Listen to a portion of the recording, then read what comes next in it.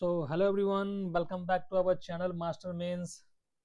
तो आज हम लेके आए हैं आपके लिए एक बहुत ही इम्पोर्टेंट टॉपिक जो है 16th census of India that is going to be conducted in 2026 and 2027। ठीक है, तो ऑलरेडी हमने एक लेक्चर बना रखा है जो कि कास्ट सेंसस पे है। सो आप दोनों को क्लब करके देखना, पहले ये देखना फिर कास्ट सेंसस देखना, और या पहले कास्ट सेंसस देख करके इसको देख सकते हो आप। तो जो इन्फॉर्मेशन है वो सारा सेंसस के रिलेटेड आपको क्लियर हो जाएगा, क्योंकि फंडामेंटल इन्फॉर्मेशन हमने उसमें दे रखा है। और यहाँ पे हम लोग जो बेसिकली कास्ट सेंसस में क्या है वो देखने वाले हैं।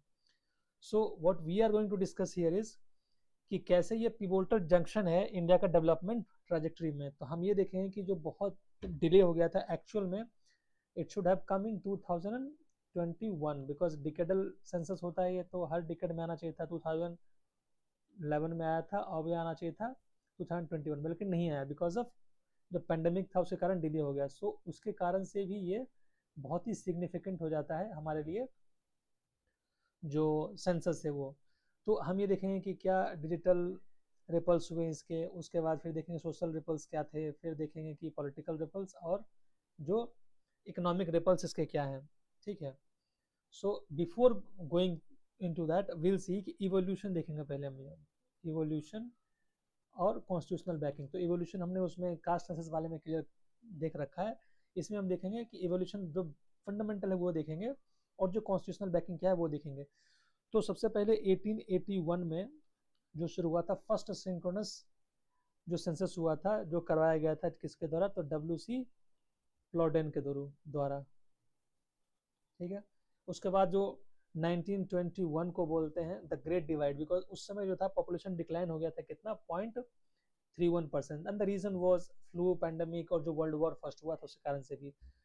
1948 से, ठीक है, 1948 जो था वो लीगल फ्रेमवर्क दिया, और उसके बाद से इंडिया में जो कॉन्स्टिट्यूशनल जो लीगल फ्रेमवर्क के बेस्ड पे जो सेंसस होना शुरू हुआ वो सॉवरेन नेशन में शुरू हुआ। ठीक है, and the last one that was the 2021 socio economic caste census, जो कि बहुत ही मेजरेबली फेल कर गया था because of unusable data quantity. That also we will be seeing in the further discussion. जो और अभी जो है जो डिजिटल पैराडाइम का जो पहला सेंसस है वो हम देखेंगे इन डिटेल्स कि क्या इसके ये है। तो सो इनसाइट ये है कि इवोल्यूशन जो हुआ है फ्रॉम टैक्सेशन टूल, जो अर्थशास्त्र में बताया गया था कि जो उस समय जो इसलिए सेंसस करते थे कि ताकि एक टैक्सेशन का टूल बना सके, to the modern form of welfare planning, जो अभी इसका मेन एम है। सो नाउ विल सी कि कॉन्स्टिट्यूशनल बैकड्रॉक्स क्या है इसके, और लीगल मैंडेट्स क्या है। तो सबसे पहला इंपॉर्टेंट जो है जो आपको लिखना ही लिखना है वो है आर्टिकल 246 एंट्री नंबर 69, जो कि यूनियन लिस्ट है। वो क्या बोलता है कि जो सेंसस है वो एक्सक्लूसिवली यूनियन सब्जेक्ट का पार्ट है। ठीक है, दूसरा है कि जो 1948 में जो सेंसस एक्ट बनाया गया था एक्सक्लूसिवली जो सोवरेन लीगल था, उसके बाद से इंडिया में जो सोवरेनिटी मिल गई और ये बनाने की सेंसस करने की वो हुआ। तो ये लीगल बैकिंग है जो था कि operational framework, and that was piloted by Sardar Vallabh भाई Patel who was the home minister at that time. In fact जो सेंसस होता है वो यूनियन लिस्ट में तो है, लेकिन it is conducted by the home ministry. ठीक है, रजिस्ट्रार जनरल के द्वारा एंड सेंसस कमिश्नर के थ्रू। ठीक है, ये करते हैं। And the next is that is the trust. And what is the trust, तो सेक्शन 15 जो बोलता है सेंसस एक्ट का 1945 का, वो ये बोलता है कि गारंटी करता है कॉन्फिडेंशियलिटी। ठीक है, एंड तो जो डेटा जो होता है वो इनएडमिसिबल होता है कोर्ट में। ठीक, and it is been protected from the tax और पुलिस स्क्रूटनी। तो पुलिस और टैक्स स्क्रूटनी जो इसको थोड़ा नहीं कर सकते हैं, और वो डेटा जो है इनएडमिसिबल है कोर्ट में। तो ये हो गया trust, section 45।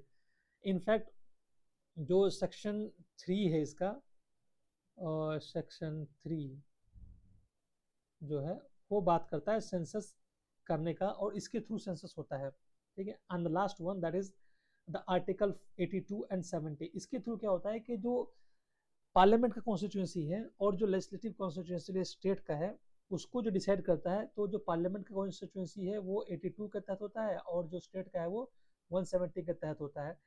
And that has been done through the delimitation. तो डिलिमिटेशन जो है उस पहले किया जाता है, और उसके बाद जो स्टेट का जो लेजिस्लेटिव असेंबली होता है उसका बाउंड्री, और जो लोकसभा इलेक्शन होता है उसके लेजिस्लेटिव बाउंड्री जो होते हैं उसको डिसाइड किया जाता है। So these are the legal and constitutional backing for the census in India.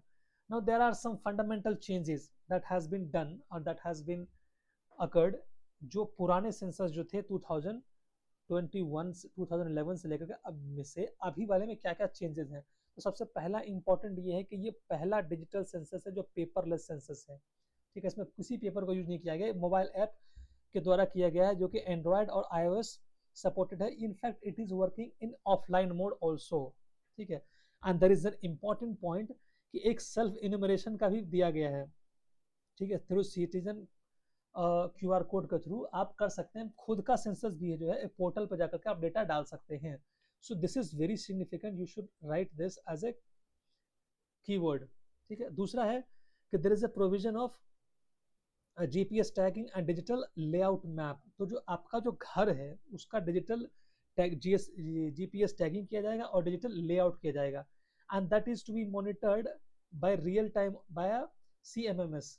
ठीक है, एंड एक और जो सबसे सिग्निफिकेंट है और जो आपको यूज करना पड़ेगा as a keyword, that is a census as a service. So ये क्या करेगा कि जो इसका जो API होगा वो वेरियस मिनिस्ट्री के साथ शेयर करेगा ताकि सारे मिनिस्ट्री जो इसके डेटा को यूज कर सके और टारगेटेड डिलीवरी कर सके पॉलिसीज का बेनिफिशियरीज को। And it will be conducted in 2 phase. पहला जो होगा वो होगा हाउस लिस्टिंग किया जाएगा। तो पहला हाउस लिस्टिंग होगा जो अप्रैल 2026 में होगा, एंड दूसरा होगा एनुमरेशन जो डेटा कलेक्शन किया जाएगा वो होगा 1 अप्रैल 2027 से। Now coming to the next कि और एक्स्ट्रा इसमें क्या है। तो सबसे पहले जो 2011 वाले में जो कास्ट सेंसस हुआ था उसमें SC/ST का डेटा तो पब्लिश किया था, लेकिन OBC का डेटा पब्लिश नहीं किया था। तो इसमें क्या है कि OBC and general population for the first time 1931 के बाद इनकॉर्पोरेट होगा। ठीक है, तो ये एक बहुत बड़ा रिवोल्यूशनरी स्टेप होने वाला है और बहुत ही चैलेंजिंग टास्क होने वाला है गवर्नमेंट के लिए। ठीक है, एंड द इम्पेरेटिव्स क्या है कि क्यों किया जा रहा है इसको, ताकि जो कोर्ट का जो डिमांड है कि क्वांटिफाइबल डेटा होना चाहिए रिजर्वेशन के लिए, उसके लिए डेटा बहुत जरूरी होगा, इसीलिए किया जा रहा है ये। और दूसरा है कि जो रोहिणी कमीशन बनी थी जिसमें ये बोला गया था कि जो there is a need for OBC sub categorisation. कुछ कुछ स्टेट ने ऑलरेडी सब कैटेगराइजेशन कर रखा है, जैसे बिहार ने कर रखा है, बट जो रोहिणी कमीशन का रिकमेंडेशन था वो यूनियन लेवल पे जो सब कैटेगराइजेशन करना था कास्ट का, उसको भी फुलफिल करने के लिए ये कास्ट जो इसमें ऐड किया गया है। और तीसरा है कि मैपिंग सेग्रीगेशन, लाइक कि जो मैपिंग सेग्रीगेशन का मतलब क्या आता है कि जो 5% ही जो मैरिज है आर इंटर स्टेट मैरिज होते हैं, उसको भी मैप करना है, इसके लिए भी जरूरी है ये। And what are the risk. तो रिस्क क्या है कि एक है कि सोशल कॉन्शियसनेस जो है एंड सोशल फ्रेगमेंटेशन हो सकता है, that we will see in challenges में। ठीक है, और उसके बाद है कि कॉम्पिटिटिव बैकवर्डनेस हो जाएगा driven by desired reservation for benefit. तो वो भी हम लोग देखेंगे आगे जाके। तो अब क्या है कि और क्या इसमें एडिशनल किए गए हैं।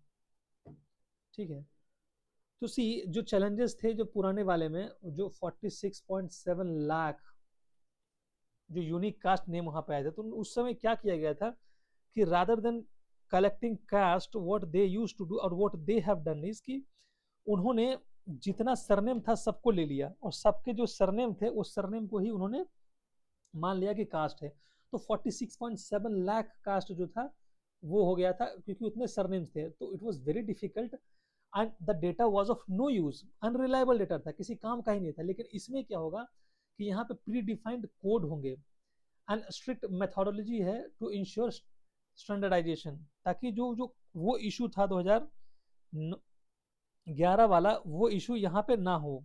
ठीक है, जैसे कि बिहार गवर्नमेंट ने किया था, अभी रिसेंटली किया है कि जो बिहार गवर्नमेंट जो डेटा कलेक्ट किया था वो बहुत ही इंपॉर्टेंट था और वो एक स्टैंडर्ड मान करके सेंट्रल गवर्नमेंट भी उसी के तर्ज पे करेगी और उसको इम्प्लीमेंट करेगी। ठीक है, so the goal is actionable government data and not just raw social survey, socialist survey. तो जो मेन एम क्या है कि कि एक्शनेबल गवर्नेंस डेटा होना चाहिए, जिसपे कि एक्शन किया जा सकता है, एक्शन लिया जा सके, ना कि जस्ट एक सोशोलॉजिकल सर्वे, वो नहीं करना है। नाउ द थिंग इज कि और क्या एडिशनल फीचर्स इसमें है, तो और क्या है कि इसमें ना एक जेंडर आइडेंटिटी भी ऐड किया गया, जैसे कि पुराने वाले में 2011 वाले में जो थर्ड जेंडर का प्रोविजन नहीं था, ट्रांसजेंडर का प्रोविजन नहीं था, लेकिन अब जो है इसमें ऐड कर दिया गया। दूसरा क्या है कि जो डिजेबिलिटी था वो भी उसमें इनकॉर्पोरेटेड नहीं था प्रॉपरली, मतलब कुछ डिजेबिलिटीज थे कुछ नहीं थे, अब उसको भी ब्रॉडन कर दिया गया है। तो जो उस समय जो थे 2.21% डिजेबिलिटी था, अब इसको थोड़ा सा डेफिनेशन चेंज हुआ है तो थोड़ा और नंबर बढ़ सकते हैं, ठीक है। तो नेक्स्ट इज कि अभी जब पहली बार इनकॉर्पोरेट किया गया है क्या, क्लाइमेट माइग्रेशन को। जो क्लाइमेट माइग्रेशन जो था वो पहले इनकॉर्पोरेट नहीं कर सकते थे, चाहे वो नेचुरल डिजास्टर की वजह से हो या क्लाइमेट इवेंट की वजह से। तो जो क्लाइमेट माइग्रेशन है उसको भी इनकॉर्पोरेट किया जाएगा इसमें। तो ये आप देख रहे हैं कितनी होलिस्टिक है और इंक्लूसिव है, ठीक है। अब जो और इसमें क्या किया जाएगा कि जो नॉर्थ साउथ का डिवाइड है, जो फेडरल शेकअप है, उसको भी ये दूर करने की कोशिश करेगा, ठीक है। कुछ डिलिमिटेशन होगा, जैसे कि मैसिव सीट गेन जो होने वाला है नॉर्दर्न स्टेट को, जैसे कि यूपी को, बिहार को, क्योंकि इनकी पॉपुलेशन बहुत ज़्यादा है, एमपी को। और वैसे ही जो साउथ के स्टेट है, they are feeling that they are getting less benefited out of this delimitation. तो ये भी एक चैलेंज होगा, that challenges we will see separately also, ठीक है। नाउ द नेक्स्ट इज कि there is a fundamental shift in, there will be a fundamental shift in the bargaining. तो होगा ही, क्योंकि जैसे सीट का शेयरिंग बढ़ेगा घटेगा तो there will be a shift, ठीक है। नाउ अब देखिए इसका सिग्निफिकेंस क्या होगा। तो सिग्निफिकेंस क्या होगा, तो एक तो है कि नारी शक्ति जो बंधन विल है वो उसका इम्प्लीमेंटेशन होगा इस सेंसस के बेस्ड पे है, ठीक है। तो पहले क्या होगा, सेंसस कंप्लीशन होगा, उसके बाद डिलिमिटेशन एक्सरसाइज होगा, और उसके बाद 33% रिजर्वेशन दिया जाएगा वुमेन को, ठीक है, अंडर 128 कॉन्स्टिट्यूशनल अमेंडमेंट बिल, और या फिर कॉन्स्टिट्यूशनल अमेंडमेंट एक्ट 106 के थ्रू, ठीक है। और इसका ये भी स्पेकुलेशन लगाया जा रहा है, ये भी बोला जा रहा है कि जो वुमेन का रिजर्वेशन, जो मेल का रिजर्वेशन का सीट होगा वो उतना ही रहेगा, और जो वुमेन का रिजर्वेशन सीट जो होगा वो ऐड कर करके जो टोटल लोकसभा का सीट जो होगा वो बढ़ा दिया जाएगा 770 सीट्स, ठीक है, बाय कीपिंग द मेल का जो एग्जिस्टिंग सीट है वो सेम रख करके। और इनसाइट ये है कि ये एक्सपेंशन करेगा इंटरनल पॉलिटिकल रेजिस्टेंस को, तो ये सिग्निफिकेंस है। दूसरा क्या है कि जो फिस्कल फेडरलिज्म है, जो फिस्कल फेडरलिज्म है उसको भी स्ट्रेंथन करेगा। जैसे कि अभी आपने देखा होगा कि जो 16th फाइनेंस कमीशन का रिपोर्ट आया था, actually it has been misprinted, so will look into that. तो जो 16th फाइनेंस कमीशन है उसमें जो है जो डेटा जो यूज किया गया 2011 का ही यूज किया गया, जो अगला 2020-30 में जो फाइनेंस कमीशन बनेगा वो जो डेटा यूज करेगा वो करेगा इसी सेंसस का, ठीक है। सो अभी जो नया ऐड किया गया है, न्यू मैट्रिक्स जो ऐड किया गया है, contribution of GDP added to the, ये हॉरिजॉन्टल डिवोल्यूशन है उसमें, वो उसको और जो होगा चैलेंजिंग होने वाला है, क्योंकि जो पॉपुलेशन जब डेटा आ जाएगा तो जो पॉपुलेशन का शेयर जो है जो ऑलरेडी अभी भी 15% के अराउंड है वो चेंज हो जाएगा, ठीक है। तो एक हो गया नारी शक्ति बंधन भी, दूसरा हो गया डिलिमिटेशन, तीसरा हो गया फिस्कल फेडरलिज्म, और चौथा क्या है कि जो human cost of data deficit जो है वो बहुत ज़्यादा है। जैसे कि लगभग 12 से 14 करोड़ लोग जो है वो एक्सक्लूडेड हैं एनएफएचएस से, ठीक है, ड्यू टू फ्रोजन 2011 सेंसस के द्वारा। तो अब देखिए कितना ज़्यादा बेनिफिट है। उसके बाद क्या है कि और जो इसके जो कुछ कुछ सिग्निफिकेंस जो हैं वो हम और भी देखेंगे, इसके क्या क्या सिग्निफिकेंसेस हैं, because this is not just this is not just a simple topic, a simple issue, it is a very broad issue।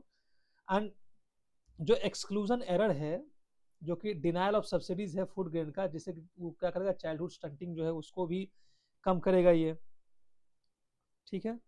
At the same time जो नेशनल सैंपल सर्वे है जो रिलाई करता है आउटडेटेड, जो अभी outdated framework है, उसको जो एम्प्लॉयमेंट डेटा है वो भी स्ट्रेंथन होगा। एंड इन फैक्ट जो ad hoc distribution of 7.91 lakh based on projects rather than actual data पर है वो भी होगा, ठीक है। Now what we will see is कि अदर जो इसके बेनिफिट्स क्या होंगे वो देखते हैं हम लोग। तो कुछ और बेनिफिट्स हम देखते हैं। तो ये स्ट्रेंथन करेगा किसको? तो पहला ये स्ट्रेंथन करेगा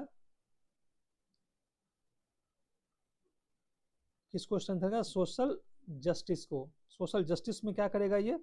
तो आर्टिकल 15(4) एंड 16(4) इसको इम्प्लीमेंट करेगा। ठीक है, जो एक्चुअल रिप्रेजेंटेशन है सब कैटेगरीज का उसको इंश्योर करेगा। दूसरा क्या है कि ये बेटर टारगेटिंग करेगा पॉलिसीज का और स्कीम्स का।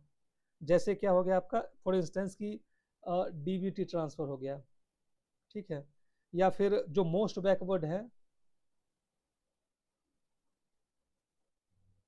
ओबीसी में, उसके लिए पॉलिसीज लाएगी गवर्नमेंट। ठीक है, तीसरा है कि डेटा ड्रिवन पॉलिसी मेकिंग होगा। डेटा ड्रिवन पॉलिसी मेकिंग होगा। For instance like education planning हो गया, उसके बाद हो गया एम्प्लॉयमेंट जनरेशन हो गया, उसके बाद हो गया आपका जो रीजनल इम्बैलेंस है उसको दूर करेगा। ठीक है, another next is that is the fourth addition, in addition to all this है कि जो पॉलिटिकल एंड डेमोक्रेटिक जो है अकाउंटेबिलिटी को इंश्योर करेगा। कैसे डेमोक्रेटिक अकाउंटेबिलिटी इंश्योर करेगा? तो ये करेगा पार्टिसिपेटिव डेमोक्रेसी को प्रमोट करेगा। ठीक है, क्योंकि अलग अलग लोग डिलिमिटेशन होगा, पॉलिटिकल मोबिलाइजेशन होगा, इलेक्टोरल स्ट्रेटजीज होगा, तो उसके थ्रू ये करेंगे। Now the next is that is the fifth point other than all this कि एकेडमिक जो है, academic and research value addition होगा। जैसे कि इनइक्वालिटी रिलेटेड हो गया, पॉवर्टी रिलेटेड हो गया, डिस्क्रिमिनेशन हो गया, इनइक्वालिटी हो गया, उसको सही से कैलकुलेट किया जाएगा। But there are certain concern as well. तो पहला कंसर्न तो ये है कि जो हम देखते हैं कि डेटा डिवाइड बहुत, डिजिटल डिवाइड बहुत ज़्यादा है, चाहे वो डिजिटल लिटरेसी हो गया हो, डिजिटल इंफ्रास्ट्रक्चर हो गया हो। ठीक है, इससे रिलेटेड जो है बहुत ज़्यादा डिजिटल डिवाइड है। दूसरा है कि there is a privacy paradox. एक साइड तो डीपीडीपी ये बोलता है कि डेटा को प्रोटेक्ट करना है, दूसरा क्या है कि massive geo tagging of data collection होगा तो वो पब्लिक डोमेन में होगा। सो this is also a paradox. And third is कि ट्रस्ट डेफिसिट। लोगों को ये लगता है कि ये जो होगा को एनआरसी और जो पॉलिसिंग जो है उसको बढ़ावा देगा, एनपीआर जो है उसको बढ़ावा देगा। Now there are other concerns as well. तो अदर कंसर्न्स क्या है कि now will see one by one. That is first is political weaponisation. Political weaponisation की तरह इसको यूज किया जाएगा। कैसे? तो जैसे इंजीनियर वोट बैंक, इसके लिए यूज किया जाएगा। दूसरा क्या है, कीवर्ड्स बहुत इंपॉर्टेंट है। ठीक है, डीपनिंग सोशल डिवाइड, जो सोशल डिवाइड जो है वो बढ़ा देगा।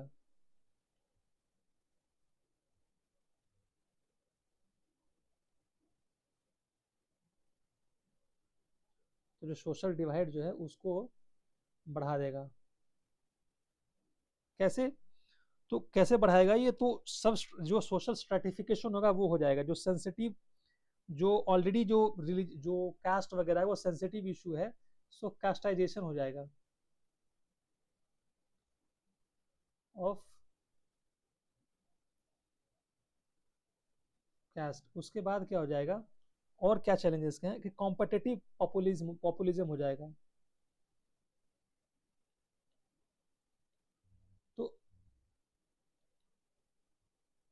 कॉम्पिटिटिव पॉपुलिज्म हो जाएगा, तो हर जो कैटेगरी के लोग होंगे वो अपना अपना डिमांड जो है वो बढ़ाते जाएंगे। जिसको ये भी एक यूज कर सकते हो आप, कोटा रेस जो होगा वो बढ़ हो जाएगा, सॉरी कोटा रेस जो है वो इंक्रीज हो जाएगा। ठीक है, ना द नेक्स्ट इज कि there are some other points also.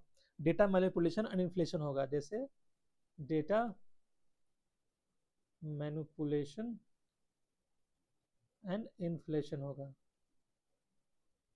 जैसे क्या होगा, ओवर रिपोर्टिंग हो जाएगा और मिस क्लासिफिकेशन हो जाएगा, जैसे कि ओवर रिपोर्टिंग और मिस क्लासिफिकेशन हो जाएगा। ठीक है। Now the next is administrative and physical burden भी बढ़ जाएगा, कि ऑलरेडी हमने देखा था कि इसको करने में ऑलमोस्ट 11.7 थाउजेंड करोड़ का एक्सपेंसेस आएगा और ऑलमोस्ट 32-35 लाख लोग जो हैं इसका सेंसस करने में लगेंगे। और मोस्टली कौन से होंगे इसमें से? मोस्टली होंगे टीचर जो ये काम करेंगे। ठीक है। अंदर जो नेक्स्ट जो है सो वेरी इंपॉर्टेंट है, जो गांधी जी का गोल था कास्टलेस सोसाइटी, वो नहीं फुलफिल हो पाएगा। ठीक है। जैसे कि abolition of untouchability under article 70, ये भी फुलफिल नहीं हो पाएगा। ठीक। सो नाउ विल सी कि अल्टीमेटली जो होगा, ultimately what we should do. ठीक है। तो ultimate mirror of the nation क्या है? जो 2027 का जो सेंसस है is not just a head count, it's just like a political sorry it's empirical arbiter of India's democratic future. India का डेमोक्रेटिक फ्यूचर का इसका है empirical arbiter, revealing the true scale of social stratification and demographic shift. So the first phase, which will begin on 1st of April 2026, and that is very significant that we have to see. So what we have seen कि कहाँ कहाँ इसका use होगा, ठीक है, क्या क्या challenges हैं इसके, and at the same time क्या इसका इवोल्यूशन था, क्या इसमें बेसिक फंडामेंटल चेंजेस थे। और let us revise in just 1 minute. तो पहला क्या था, हमने देखा कि बेसिक आउटलाइन देखा कि क्या था सेंसस, क्या क्या हमने देखने वाला इसमें वो देखा था हमने, फिर देखा इवोल्यूशन कैसा हुआ है। ठीक है। From the first census synchronous census to 2027 में, उसके बाद क्या क्या कॉन्स्टिट्यूशनल एंड लीगल बैकिंग है। फिर हमने देखा कि इसमें ओवरहॉलिंग, जो फंडामेंटल ओवरहॉलिंग का जो डेटा है वो कैसे किया जा रहा है, तो इनपुट प्रोसेसिंग एंड आउटपुट जो है वो क्या है। फिर हमने ये भी देखा था कि इसमें 11,718 करोड़ का एलोकेशन किया गया और 30 से लेकर 35 लाख लोग इसमें यूज होंगे। उसके बाद हमने देखा कि कैसे ब्रेकिंग द साइलेंस कर रहा है ये, कि कास्ट को जो इनकॉर्पोरेट किया जा रहा है। फिर लैंडमार्क जो उससे कैसे डिफरेंस था ये। फिर हमने देखा जेंडर आइडेंटिटी इंक्लूड किया गया, डिसेबिलिटी इंक्लूड किया गया, क्लाइमेट माइग्रेशन इंक्लूड किया गया। फिर हमने देखा कि कैसे बाकी जो इसमें यूज किया जाएगा, नारी शक्ति बंधन बिल हो गया, डिलिमिटेशन हो गया, ये फिस्कल फेडरलिज्म फाइनेंस कमीशन हो गया। फिर हमने देखा सोशल जस्टिस को कैसे बढ़ाएगा, टारगेटेड पॉलिसी हमने देखा, और ऐसे बहुत सारे बेनिफिट्स हमने देखे। उसके बाद हमने कुछ चैलेंजेस देखे, and then we have seen a way forward. So with this topic we have covered in a holistic way, and I don't think after that you will be having any doubt, and even if you have any doubt, so just give us a mail at mastermains4you@gmail.com, or you can reach out to our telegram channel, that is @mastermains1 for PDF and other notes. Even I will be uploading this note also on this channel, so that you can have a comprehensive study about this topic and just note down whatever we have shared in this. So with this, I would like to thank you all for being the part of this Mains Master family, and I would say just go through this topic, because this is a very potential topic for the upcoming BPSC mains examination and the UPSC also, and even any of the exams you are giving, they can ask you in a multiple MCQs also, or there in the mains also. So you should be ready with this topic, and you should not forget that this topic is very significant for all the exams, for all the civil services exam in India. So with this, I would like to thank you all, and thank you very much for being the part of this Mains Master family. Thank you very much.